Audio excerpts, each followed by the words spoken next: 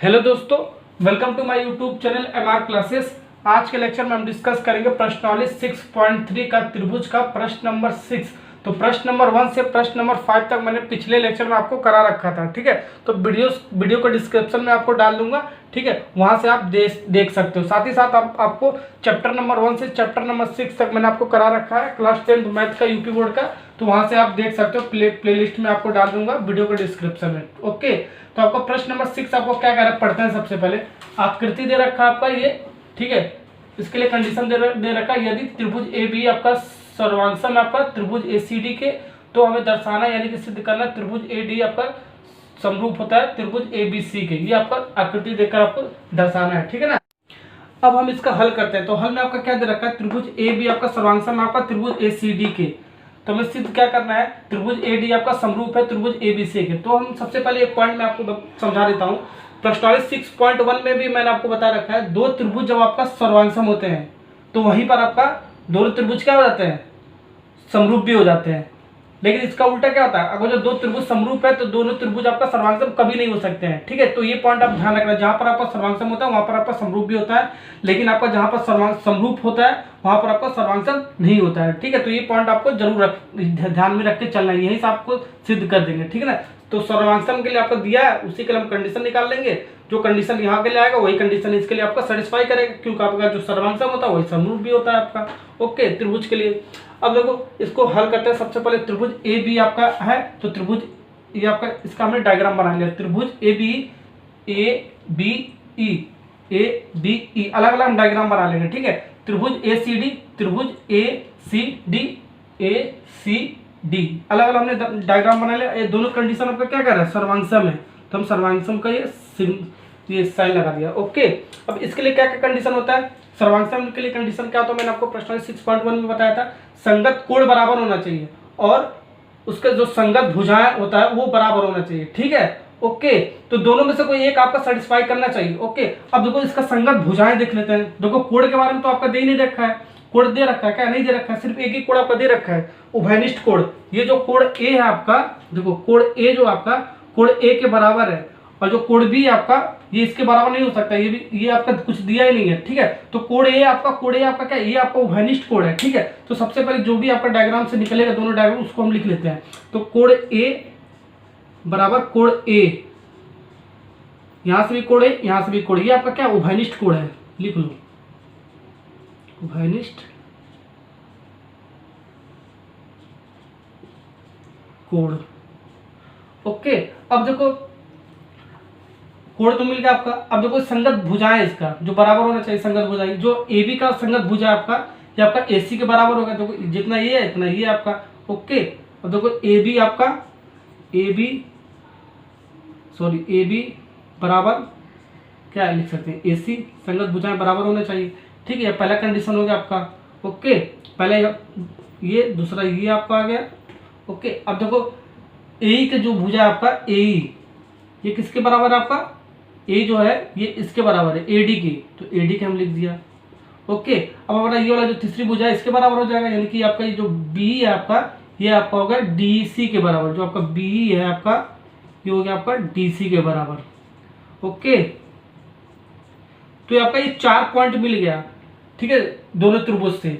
Okay, तो आपका दो कंडीशन मैंने आपको बताया, संगत कोण बराबर होना चाहिए और उसकी भुजाएं बराबर होना चाहिए। ठीक है, संगत भुजाएं बराबर होना चाहिए दोनों त्रिभुजों के लिए। तो यहाँ से आपका क्या, संगत भुजाएं आपका बराबर और कोण से हमें मतलब ही नहीं, क्योंकि तीनों कोण आपका दे ही नहीं रखा है। तो संगत भुजाएं आपका यहाँ से बराबर हो गया, दोनों त्रिभुज सर्वांशम तो दे ही रखा आपका। तो यहाँ से कह सकते हो त्रिभुज ए बी सी आपका सर्वांशम है त्रिभुज ए सी डी, तो इससे तो हमें मतलब नहीं, तो आपका दे ही रखा है।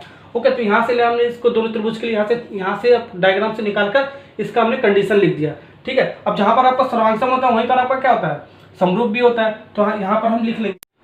यहाँ तक समझ में आ गया ना आपको। अब यहाँ से हम लिख सकते हैं, सिंस हम जानते हैं कि सर्वांशम त्रिभुज समरूप भी होते हैं, तो अतः त्रिभुज एडी आपका त्रिभुज समरूप होगा आपका त्रिभुज एबीसी के। तो इसका हमें रीजन भी लिखना पड़ेगा। ठीक है, तो रीजन तो आपने यही से आपको दिखा कर, यहाँ पर भी आपका सही है, क्वेश्चन आपका यहाँ तक एकदम पूरा सही है, लेकिन इसके लिए हमें कसौटी भी लिखना पड़ेगा। ठीक है, दो त्रिभुज आपस में समरूप कब होते हैं, तो मैंने आपको क्या बता रखा, पहला पॉइंट आपका क्या था, ठीक है, कोण बराबर हो।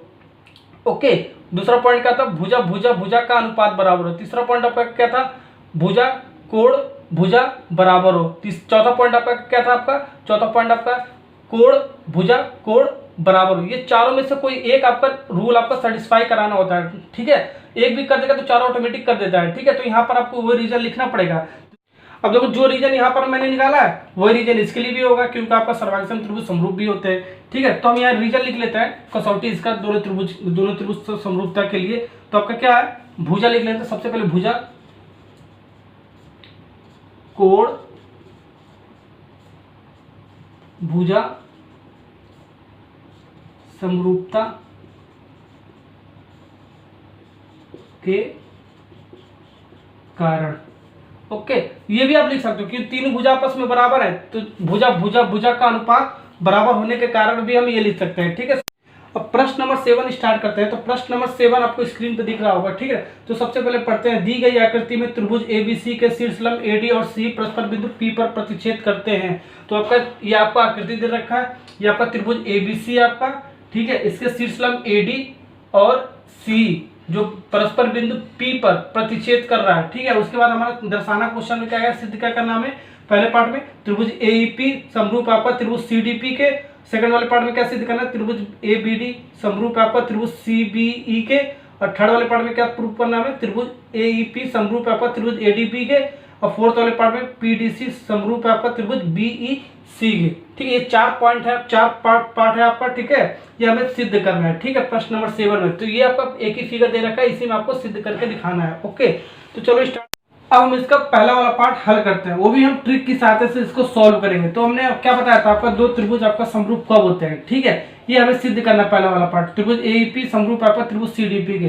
तो दो त्रिभुज आपका समरूप कब होते हैं, मैंने आपको बताया था कोण कोण कोण बराबर हो, ठीक है। भुजा भुजा भुजा का अनुपात बराबर हो।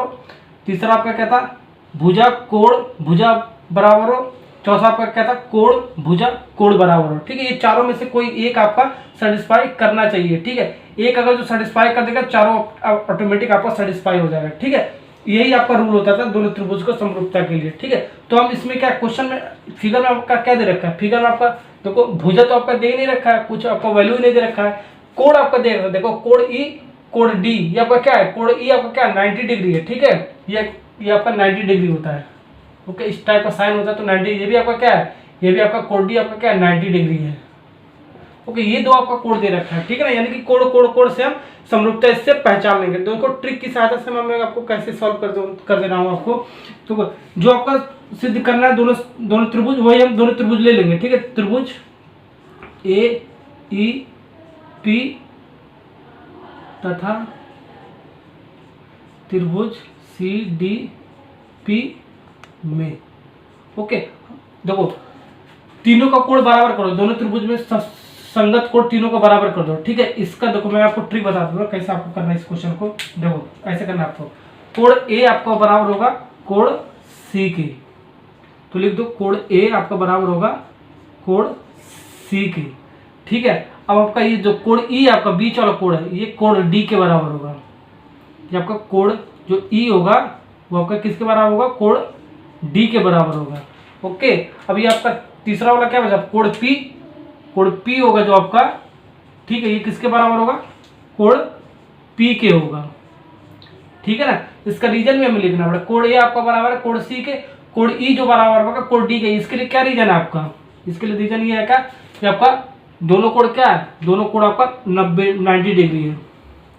दोनों त्रिभुज में आपका दोनों कोण 90 डिग्री है, इसलिए बराबर है, ठीक है। कोण पी और कोण पी बराबर है आपस में, ठीक है। तो ये क्या है, ये आपका क्या है, शीर्षाभिमुख कोण लिख सकते हो या उभयनिष्ठ कोण लिख सकते हो, ठीक है। उभयनिष्ठ कोण इसको लिख दो या शीर्षाभिमुख कोण लिख दो, उभयनिष्ठ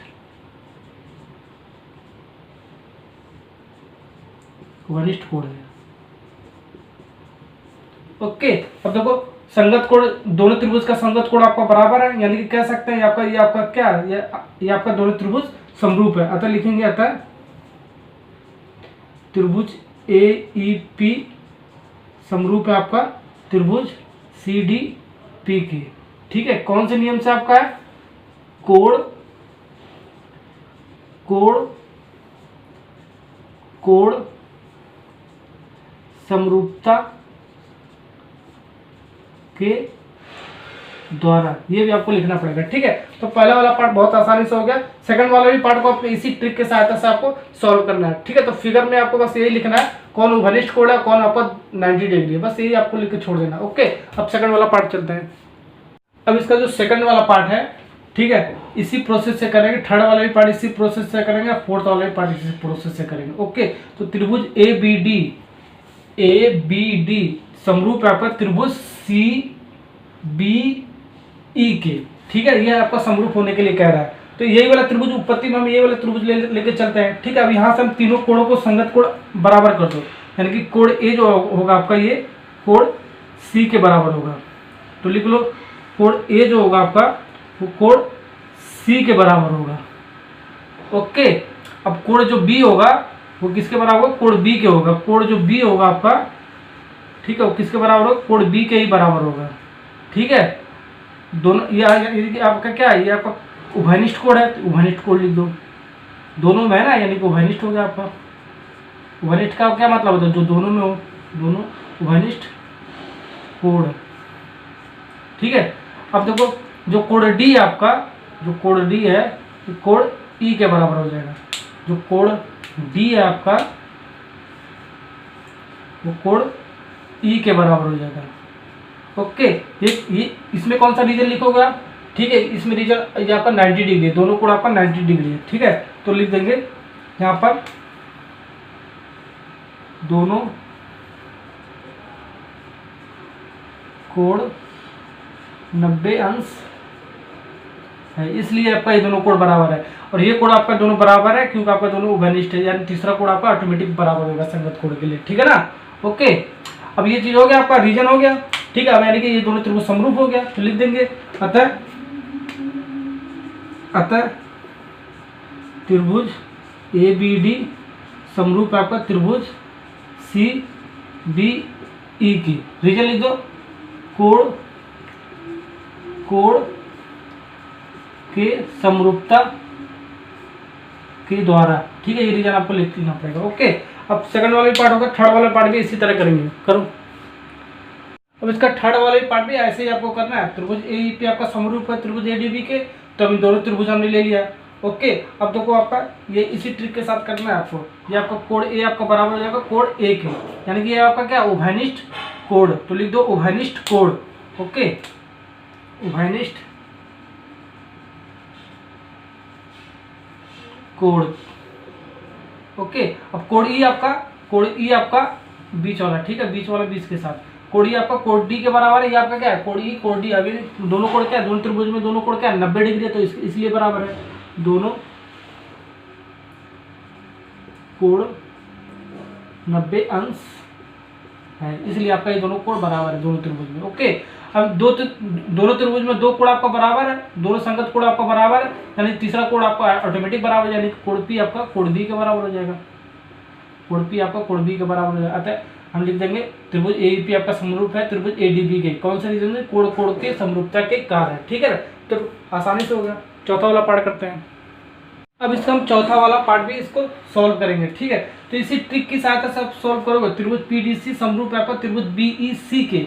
ठीक है, तो हमने यही त्रिभुज दोनों ले लिया। ठीक है, तो त्रिभुज यानी कि कोण पी आपका जो होगा वो कोण बी के बराबर होगा। ओके, कोण पी आपका कोण बी के बराबर हो जाएगा। कोण डी आपका कोण ई के बराबर हो जाएगा। ठीक है ना, कोण डी आपका कोण ई के बराबर है, यानी कि दोनों कोण आपका 90 डिग्री दे रखा है। ठीक है, फिगर में। ओके, इसीलिए बराबर हो रहा है। अब कोण सी जो आपका ये उभयनिष्ठ कोण है, दोनों त्रिभुज में आपका उभयनिष्ठ कोण है, यानी उभयनिष्ठ कोण इसलिए बराबर है। दो कोण आपका बराबर हो रहा है, संगत कोण बराबर हो दोनों त्रिभुज, यानी तीसरा कोण आपका ये ऑटोमेटिक बराबर हो जाएगा कोण पी बराबर कोण बी के। यही मैंने आपको लिखा है। अतः लिख सकते हैं कोण बी डी सी समरूप है आपका कोण बी ई सी के, किसके द्वारा, कोण के समरूपता के कारण। ठीक है, तो प्रश्न नंबर 7 आपको ट्रिक की सहायता से बहुत आसानी से मैंने आपको सॉल्व कर दिया। ठीक है, ऐसे आपको सॉल्व करके आना एग्जाम में। ओके, अब हम प्रश्न नंबर 8 पे चलते हैं।